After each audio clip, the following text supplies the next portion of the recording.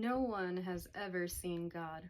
If we love one another, God lives in us, and his love is made complete in us. When I first heard this verse, it was while I was on a shuttle to the airport, and that's a lot of how Jesus communicates with me. It will be just like random circumstances, a verse pops up and it becomes relevant. Immediately, my thought was to connect this to holographic reality. And I think what you'll soon find is a lot of the creations we can build here on planet Earth really reflect the behavior and the intelligence of the divine. And whatever you learn about the intelligence of the divine can inform how you can make creations that are successful here on Earth. First, let's talk about how a hologram works. So, in order to construct this 3D image with light, what will happen is you will have a focused laser.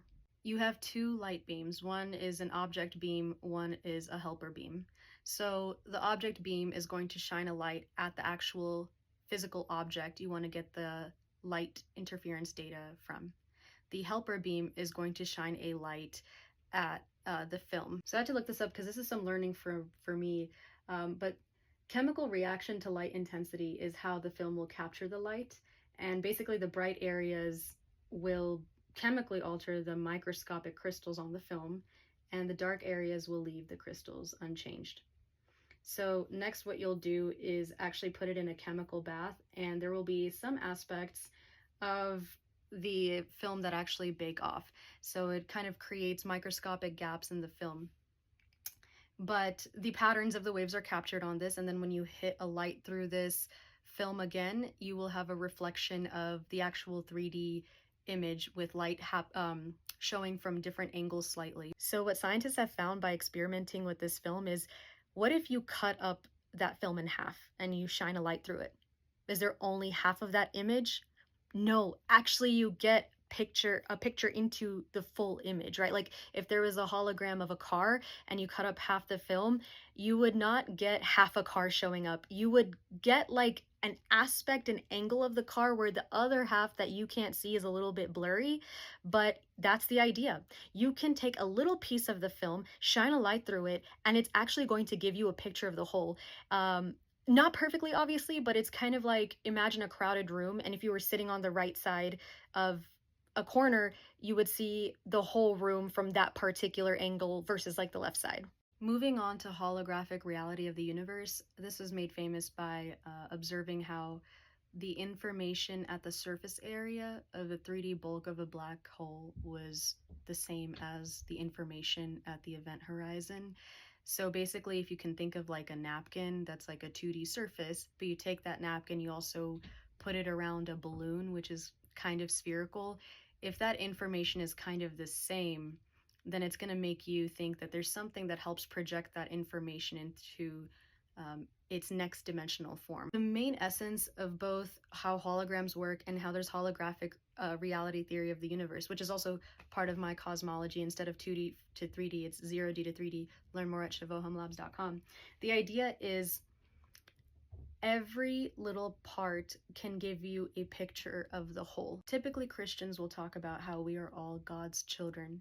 What does it mean to be a child? It means to be a fractal aspect of that larger totality.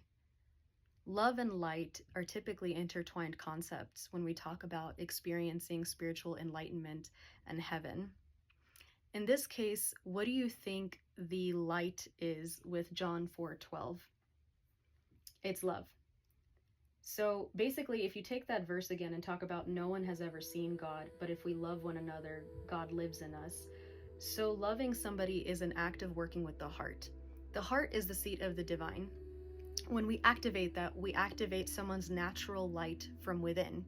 If we're able to get them to project that and reflect that back to us by us first projecting it towards them, giving them that awakening and that remembrance, we will experience some aspect of God, the whole thing, because the whole thing can't come into a localized point in space-time. That would rupture the space-time continuum as we know it.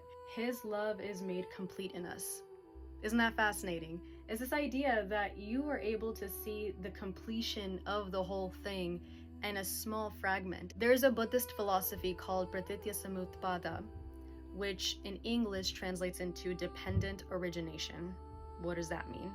It basically means nothing is independently arising. So if there's a concept of headphones, it's because there's a concept of not headphones, because there's a concept of, you know, a cup of water, or like a ceiling, or a thing of clothes.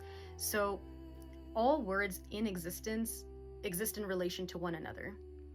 And a manifestation of Pratitya Samutpada is something called Indra's net. This is a deeply interwoven network of jewels, crystals. If you were to touch one of the jewels, which you can see as like a node in a graph, then you would be in proximity. You have like this adjacency matrix, neighbors. You would see that reflected back into you. And if you were able to go from your current node to the node right next to you, then you would access that adjacency matrix, those neighbors around it. So also, if you pulled out one of the nodes, one of the jewels, the surrounding jewels, because they were interconnected, you're a stitch in the fabric, it breaks. And if those break, then the ones around them break. Eventually, you keep doing this and you'll realize that that one little thing actually had a connection to the whole. This is empowering because we're often made to feel small when it comes to thinking about the cosmos. This is why I always like to say, when you look at the stars, you don't say how small your problems are, you just see how vast reality is. There's also, I believe, a phrase of do unto what you do unto others, you do unto me. I don't know if Jesus said it, but this isn't different from the Sanskrit term namaste, which is like the divine in me bows to the divine within you.